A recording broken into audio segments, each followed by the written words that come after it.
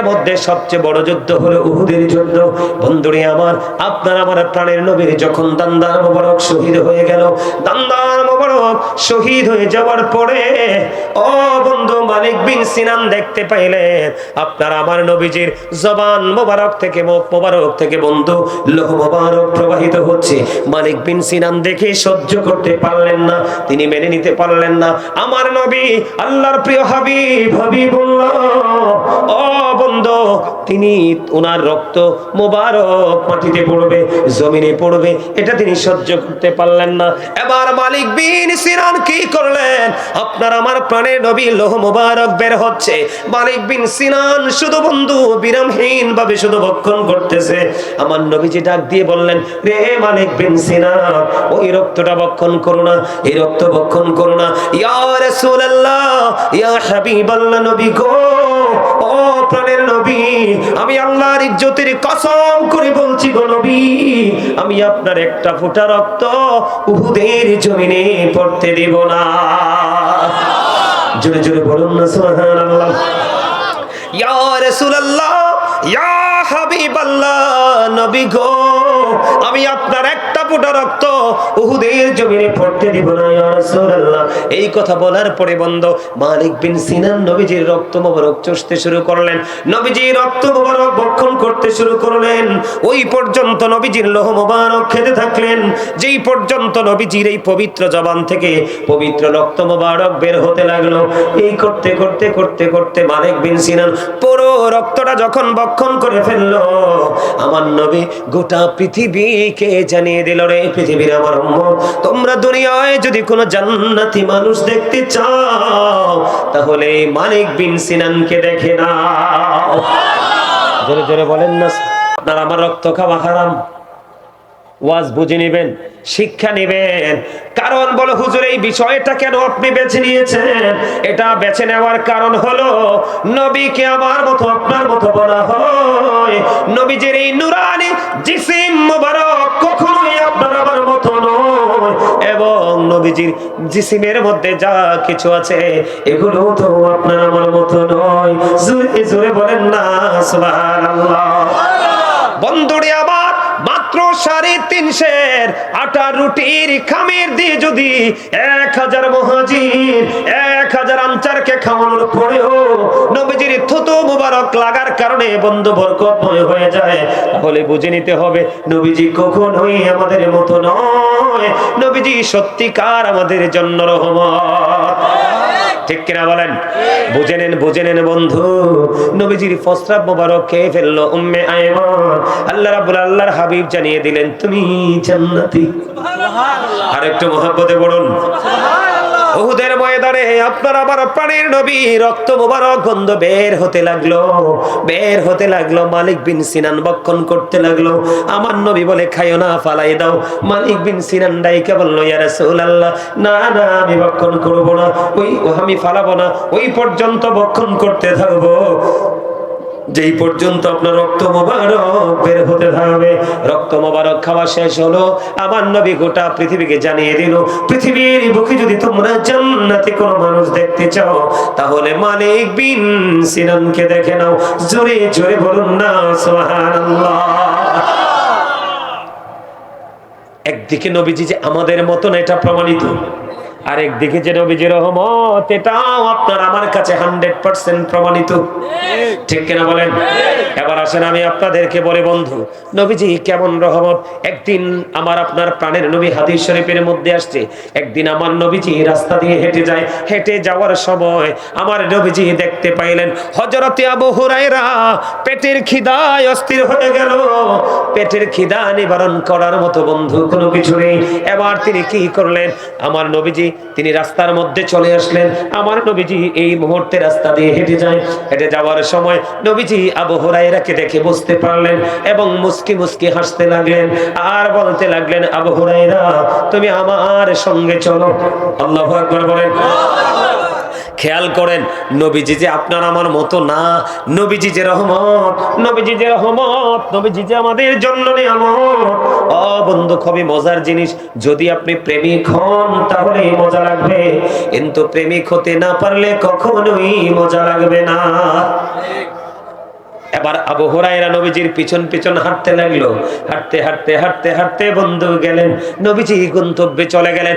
যাওয়ার পরে ডাক দিয়ে বললেন, বাসায় কোনো হাদিয়া এসেছে কিনা, খাবারের কিছু আছে কিনা। এবার বাসা থেকে রাসূলের বিবি উত্তর দিলেন, আমাদের মা, তিনি উত্তর দিলেন, বাসায় ঘরের মধ্যে একটু দুধ এসেছে হাদিয়া হিসাবে। সুবহানাল্লাহ বলেন না, হাদিয়া হিসাবে একটু দুধ এসেছে। কয় দুধ এসেছে? কয় হ, একটুখানি দুধ এসেছে বন্ধু। এবার আমার নবীজি আবু হুরায়রাকে বললেন, রে আবু হুরায়রা, তুমি যাও যাও সুফফাবাসীদেরকে ডেকে নিয়ে আসো। এবার সুফফাবাসীদেরকে ডাকতে গেলেন, কারণ নবীজির অর্ডার তো অমান্য তো করা যায় না। নবীজির অর্ডার, সুফফাবাসীকে বন্ধু ডাকার জন্য গেলেন। ডাকার জন্য গেলেন আর মনে মনে ভাবতেছে, আবু হুরায়রা, আমি তো পেটের খিদায় অস্থির হয়ে আছি, আমার তো পেটের খিদা আমি সহ্য করতে পারছি না, যে একটা পেয়ালা দুধ আমার নবীজি বলতেছেন, আমি কি করব? সুফফাবাসীদেরকে ডেকে নিয়ে আসবো। আবু হুরায়রা মনে মনে একটু চিন্তা করতেছে, এই এক পেয়ালা দুধে তো আমারই পেট ভরবে না, সুফফাবাসীদেরকে দেবে কে, আমি খাবো কি, নবী খাবে কি? এই কথা ভাবতেছে আর যাইতেছে। সুফফাবাসীদেরকে বন্ধু ডেকে নিয়ে আসলেন। আসার পরে নবীজি ওই এক পেয়ালা দুধ থেকে একজন একজন করে বন্ধু দুধ দিচ্ছে, তৃপ্তি সহকারে খেয়ে খেয়ে চলে যাচ্ছে। সবাইকে যখন দুধ খাওয়া শেষ হলো, খাওয়ানো শেষ হলো, পাত্রে কিন্তু একটা, কে? একটা, এক পেয়ালা দুধ। এবার একটা একটা একটা একটা করে বন্ধু সবাই খেয়ে ফেললো। সবার খাওয়া যখন শেষ হয়ে গেল, খাওয়া শেষ হওয়ার পরে আপনার আমার প্রাণের নবী হযরত আবু হুরায়রাকে একটা ডাক দিয়ে বললেন, এবার তোমার পালা, তুমি এসো। আবু হুরায়রাকে দুধ দিলেন, হযরত আবু হুরায়রা দুধ পান করলেন। দুধ পান করার করে নবীজি বললেন, আবার খাও। তিনি আবার খাইলেন। নবীজি বললেন, আরো খাও, আরো পান করো। তিনি আরো পান করলেন। নবীজি বলতেছে, তুমি আরো পান করো ইয়া রাসূলুল্লাহ, ইয়া হাবিবাল্লাহ, নবী গো, আমার পক্ষে আর পান করা সম্ভব নয়, আমার পেটের অলি গলি সব পরিপূর্ণ ফিলাপ হয়ে গেছে। জোরে জোরে কন্যা সুবহানাল্লাহ। দুধের পেয়ালা কিন্তু একটা। দুধের পেয়ালা কয়টা? দুধের একটা পেয়ালা সুফফাবাসীকে খাওয়ানো হলো। আবু বকর হযরত আবু হুরায়রা বদ্ধ ইচ্ছে মতো পান করলো। সবার শেষে আপনার আমার প্রাণের নবীজি পান করলো। এখন বলেন তো, আপনার আমার কাছে যদি এক গ্লাস বা এক পেয়ালা দুধ দেওয়া হয়, আমরা সর্বোচ্চ কয়জনকে খাওয়াইতে পারবো? একজনও না। কি? একজনেরও পেটের খিদা মিটবে না বন্ধু। কিন্তু আমার নবীজি এত বড় নেয়ামত, নবীজির হাত, নবীজির প্রস্রাব মোবারক, নবীজির লহ মোবারক, নবীজির থুতু মোবারক, সব কিছু বন্ধু, এত নেয়ামত, এত বরকত। আমরা যদি সত্যিকারের নবীর প্রেমিক উম্মত হতে পারি, এখনো পর্যন্ত আমরা সেই নেয়ামতটা দেখতে পাবো। কিন্তু আমরা নবীর উম্মত হয়েছে ঠিকই, ও বন্ধু, কিন্তু নবীর আদর্শটাকে শক্ত করে ধরতে পারিনি। এই জন্য আমাদের বন্ধু সব জায়গায় প্রতিকূলতা, অনুকূল পরিবেশ পাওয়া আমাদের জন্য সম্ভব হয় না। ঠিক কিনা বলেন? আরো জোরে বলেন। আমার নবীজির রহমত বন্ধু, আপনাদেরকে আমি আগেই বলেছি, বিভিন্ন জায়গা থেকে এক একটা জায়গা থেকে এক একটা এক্সাম্পল আমি আপনাদেরকে দিব। আপনারা সবাই জানেন নবীজি মেরাজে গেছে। আমরা তো এটা বিশ্বাস করি। আমাদের মতো অনেক লোক আছে বিশ্বাস করে, কিন্তু তারা বলে নবীর সাথে আল্লাহর সরাসরি দিদার হয়নি, পর্দা ছিল। আচ্ছা, কন্যা আপনাদের মাতেন না? নবীজিকে যদি আল্লাহ পর্দার বাহিরে রাখবে, তাইলে তো নবীজিকে দাওয়াত দেওয়ার দরকার নাই। দাওয়াত দেওয়ার দরকার আছে? কথা বলেন, দরকার আছে? কোরআন শরীফটা খুললে, কোরআন শরীফে 15 পারা সূরা বনী ইসরাইল খুললেই তো দেখা যায় মূসা আল্লাহকে দেখতে চাইছে, আল্লাহ নিজে না করে দিয়েছে। কি? মূসা কালিমুল্লাহ আল্লাহকে দেখতে চেয়েছে, আল্লাহ রাব্বুল আলামিন নিজে কি করে দিয়েছে? না করে দিয়েছে।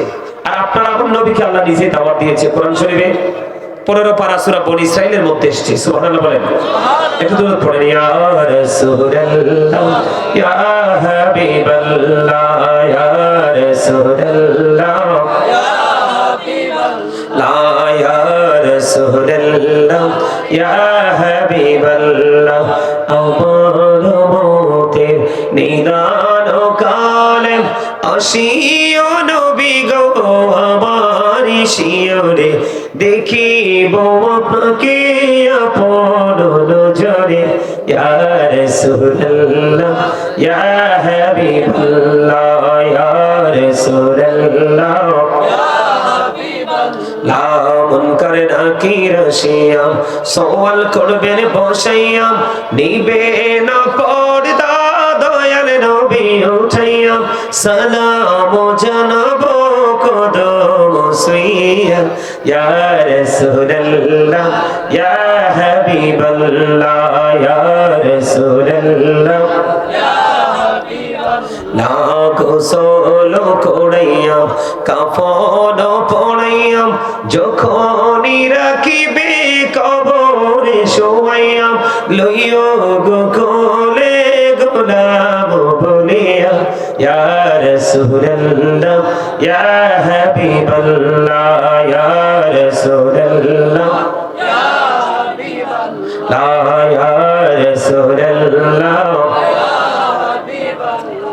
শুনেছি হাদিসে দেখিলে আপনাকে জীবনের গুনাহ ঝরিয়া পড়ে দিও গো দেখা দয়া করে ইয়া রাসূলুল্লাহ ইয়া হাবিবাল্লাহ ইয়া রাসূলুল্লাহ ইয়া হাবিবাল্লাহ আসসালাতু ওয়াসসালামু আলাইহি ইয়া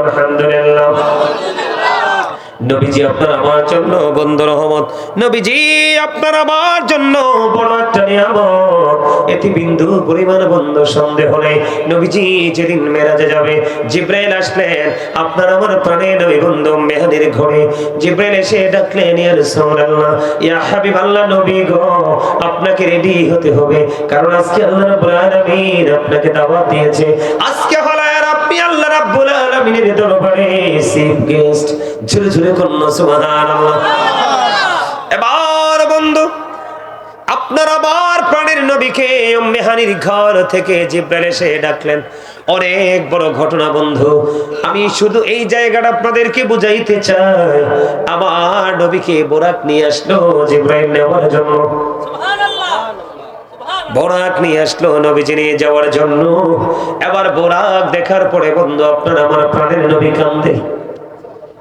নবীজির চক্ষু মুবারক থেকে বন্ধু বন্ধু পানি বিসর্জন দিচ্ছে আল্লাহ রাব্বুল আলামিন জিব্রাইলকে একটা ডাক দিয়ে বললেন ও জিব্রাইল বলো না আমার হাবিব আজকে কাঁদে কেন এবার আপনার আমার প্রাণের নবীর ক্রন্দন দেখে আল্লাহ রাব্বুল আলামিন জিব্রাইলকে বলল জিব্রাইল আমার হাবিবকে প্রশ্ন করো আমার হাবিবের কাছে জানতে চাও আজকের এই গুরুত্বপূর্ণ সময় এই নিয়ামতে পরিপূর্ণ সময় আনন্দঘন মুহূর্ত এই সময় আমার হাবিব কেন কাঁদে এবার জিব্রাইল প্রশ্ন করলেন ইয়া রাসূলুল্লাহ ইয়া হাবিবাল্লাহ নবী গো ও প্রাণের নবী আপনি কেন গো কাঁদেন আপনার আমার প্রাণের নবী একটা ডাক দিয়ে বললেন ও জিব্রাইল আজকে আল্লাহ রাব্বুল আলামিন আমাকে আল্লাহর বাড়ি নেওয়ার জন্য আমার জন্য বোরাক পাঠিয়ে দিয়েছে রে আজরাইল আমি কান্দি এই দুঃখে রে আমার প্রত্যেকটা উম্মতের কবর থেকে হাসরের ময়দান কম পক্ষে 50,000 বছরের রাস্তা কত হাজার 50,000 কম পক্ষে 50,000 বছরের রাস্তা হবে রে আমার গুনাহগার উম্মতগুলো ওই দিন পায়ে হেঁটে হেঁটে কেমন করে তারা পার হবে রে জিব্রাইল এই দুঃখ আমার অন্তরে যখন উদয় হলো রে আমি তখনই ক্রন্দন শুরু করেছি এবার আমার আল্লাহ রাব্বুল আলামিন জিব্রাইলকে জানিয়ে দিলেন জিব্রাইল আমার হাবিবকে জানিয়ে দাও আমি আল্লাহ কথা দিলাম পৃথিবীর বুকে যারা আমি নবীর প্রেমে আমার হাবিবের প্রেমিক আমার হাবিবের প্রেমে আমার হাবিবকে ভালোবাসিয়া আমি আল্লাহর দিদারের আশায় সারাটা জীবন পরিশ্রম করবে সারা জীবন আমার হাবিবকে ভালোবাসবে ওই ভালোবাসার মধ্য দিয়ে আমি আল্লাহর দিদার কামনা করবে আমি আল্লাহ কথা দিলাম রে তাদেরকে কাল হাসরের ময়দানে পৌঁছে দেওয়ার জন্য বাহন বরাদ্দ করে দিব জোরে জোরে বলুন না সুবহানাল্লাহ এই জন্য আমি বারবার বলে, আপনি যদি বলেন আমি সারা জীবন নামাজ পড়বো, ও বন্ধু, ফরজ এবং ওয়াজিব আমার আল্লাহকে আপনি কখনোই রাজি করতে পারবেন না যতক্ষণ না পর্যন্ত আপনি সুন্নাত এবং নফলের দিকে ধাবিত না হবে। কারণ আমি আপনাদেরকে বলি, হাদিস শরীফের মধ্যে আমি বলি আপনাদেরকে, আজকে আমার বিষয় হলো নবীজি কেমন রহমত আমাদের জন্য, ও বন্ধু আমাদের জন্য কত বড় নিয়ামত, এটা বোঝানোর জন্য আমি আপনাদেরকে বলছি। হাদিস শরীফের মধ্যে এসেছে প্রতিদিন 12 রাকাত সুন্নাত নামাজ আছে। কয় রাকাত? 12 রাকাত সুন্নাত নামাজ আছে। এই 12 রাকাত সুন্নাত নামাজ যেই ব্যক্তি সঠিকভাবে পড়বে, আল্লাহ রাব্বুল আলামিন কথা দিয়েছে, হাবিব আপনি আপনার উম্মতগুলোকে জানিয়ে দেন আমি আল্লাহ তাদের জন্য জান্নাতে ঘর বানিয়ে রেখেছি। যেরকম না সুবহানাল্লাহ। কয় রাকাত নামাজ? 12 রাকাত নামাজ তোমাদের জন্য বরাদ্দ করে দিলাম। কেন বললাম বন্ধু এই জায়গাটাতে একটুখানি এই জন্য আসলাম, এখন আমাদের মধ্যে বন্ধু এমন একটা কম্পিটিশন চলে, জুম্মার দিনে কে সবার পড়ে যাব এবং নামাজ শেষ করে কে সবার আগে বের হয়ে আসবো। সুন্নাত নফলের তোয়াক্কা করে না, ঠিক কিনা বলেন? আমাদের দেশে আছে না নাই? আমি আজকে আপনাদেরকে বলে দিতে চাই, নবীকে ছোট করার কোনো সুযোগ নাই, নবীকে অপমান করার কোনো সুযোগ নেই। ও বন্ধু আমি আপনাদের বলে, ওয়ালিদ বিন মুগীরা আমার নবীর সাথে বেয়াদবি করলো। ওয়ালিদ বিন মুগীরা যখন আমার নবীজির সাথে বেয়াদবি করলো, আল্লাহ রাব্বুল আলামিন সূরা কালামের মধ্যে জানিয়ে দিয়েছে, উতুল্লিং বাদা যালিকা বলেছেন, with all that he is a bastard. আল্লাহ রাব্বুল আলামিন ওয়ালিদ বিন মুগীরাকে 10টা গালি দিয়েছে, এর মধ্যে 10 নাম্বার গালিটা হলো জারস। নাউযুবিল্লাহ, জোরে কোন নাউযুবিল্লাহ। আমি আপনাদেরকে বলি, একটা ছেলের যদি পিতৃ পরিচয় না থাকে, সে যত বড় স্কলারশিপ নিয়ে আসুক না কেন, সে যত বড় মুফতি, যত বড় মুহাদ্দিস হোক না কেন, পিতৃ পরিচয় না থাকলে বন্ধু তাকে বলা হয় জারজের সন্তান। আর জারজের পিছনে ইক্তেদা করার কোনো বৈধতা নাই। নবীর সাথে বেয়াদবি করার কারণে বন্ধু কি হয়ে গেল? নবীর সাথে বেয়াদবি করার কারণে বন্ধু জারজ হয়ে গেল। 10 নাম্বার 10টা গালি দিয়েছে, এর মধ্যে সবচেয়ে ছোট গালি হলো এটা। জোরে জোরে কন্যা নাউযুবিল্লাহ। আর যদি আপনি প্রাণীর নবীকে রহমত, প্রাণীর নবীকে যদি নিয়ামত মনে করে যদি আপনি ভালোবাসার ডোরি লাগাইতে পারেন, তাহলে আপনার জন্য সুন্নাত নামাজ পড়ার কারণে বন্ধু আপনার জন্য জান্নাত বরাদ্দ করে দেওয়া হয়েছে। জোরে জোরে বলুন না সুবহানাল্লাহ। আরেকটু মহব্বতে বলুন সুবহানাল্লাহ। আমি আপনাদেরকে বলে দিতে চাই, ও মাঝিরা নদীর পাড়ের মানুষ, আমার ভাই, আমার বাবারা, আমার মা, আমার বোনদেরকে ডেকে ডেকে বলছি গো, হৃদয়ের জানা না করে তোমরা সবাই শোনো, প্রাণের নবীর প্রেম, প্রাণের নবী কত বড় নিয়ামত, কত বড় রহমত। ওই নবীর সাথে প্রেমের ডোরি লাগাইলে আমার আল্লাহ কত খুশি। আমার আল্লাহ ডেকে ডেকে বলে, হাবিব আপনি আপনার উম্মতগুলোকে জানাইয়া দেন ফরজ নামাজগুলো তারা পড়বে, ফরজ নামাজের পাশাপাশি আপনি হাবিবের সাথে প্রেমের ডোরি লাগাইয়া আপনাকে মহব্বত করে সুন্নাত নামাজগুলো পড়বে। আমি আল্লাহ তার জন্য স্পেশাল নিয়ামত বরাদ্দ দিয়েছি। দৈনিক 12 রাকাত সুন্নাত নামাজ আছে বন্ধু। ওই সুন্নাত নামাজগুলো যদি আপনি সঠিকভাবে পড়তে পারেন, আমার আল্লাহ তার জন্য জান্নাতে ঘর বরাদ্দ দিয়েছে। হুজুর ওই নামাজগুলো কোথায়? আপনি জোহরের নামাজের দিকে তাকিয়ে দেখেন, আর জোহরের ফরজের আগে 4 রাকাত এবং ফরজের পরে 2 রাকাত হলো 6 রাকাত। ফজরের নামাজে ফরজের আগে 2 রাকাত হয়ে গেল বন্ধু 8 রাকাত। ঠিক কিনা বলেন? আরো জোরে বলেন। মাগরিবের নামাজের ফরজ আপনি আদায় করলেন, আদায় করার পরে আপনি পড়ে নিলেন 2 রাকাত। এশারের 4 রাকাত ফরজ পড়ার পরে আপনি পড়ে নিলেন 2 রাকাত। এই হলো মোট 12 রাকাত নামাজ।